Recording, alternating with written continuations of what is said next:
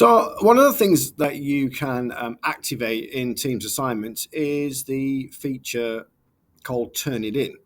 And Turn It In is, if you've not come across it before, is a plagiarism checker. So if I just edit this assignment, you can see here there is this option when you set assignments up to turn on Turn It In checking, and it will send this document to the Turn It In website, which the college has a subscription for, and it will check against previous student work, other students' work, internet sources, and then come back with a report and tell you whether it thinks it's found any copied and pasted plagiarized work within that document. So one of my students has sent this in, and if I click here, turned in, I can see there's two worksheets here. Now, the first one, I gave this to all of my students, and it's just got some questions I wanted them to answer. It's not always worth checking these things against the plagiarism checker because, it depends what they are. This one's come back with 100% similarity because some other student has obviously pressed hand it in without filling it in, and it's just coming back with 100% similar to another piece of work that's been handed in. So they're not perfect, these plagiarism checkers, but they're useful. And certainly if you're doing HND, HNC, it is a requirement for you to check the student's work for plagiarism. And this is a quick and easy way that you can do that. So this one here, this is a document that the student has completed and attached and sent in. And this is only giving me a 5% similarity. So that's kind of what we would expect, a low percentage. So if I click here, it will show me the report. So here's the document, and this is where it's telling me it thinks this information's coming from. So this sentence here, it's found from this other source here. So it does give you the option to check. So if you want to go and have a look, at this is where you can just kind of check yourself to see, is this really copied and pasted?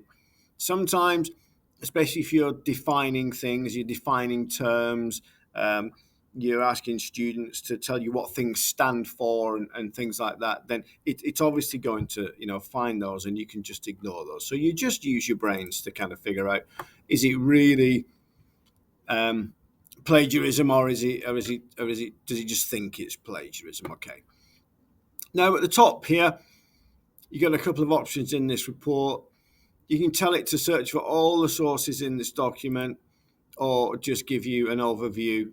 If some of these sources, if they're overlapping, if it's a definition and it's appearing in certain places more than once, then you can just tell it just to look in the ones that, just ignore all those different ones.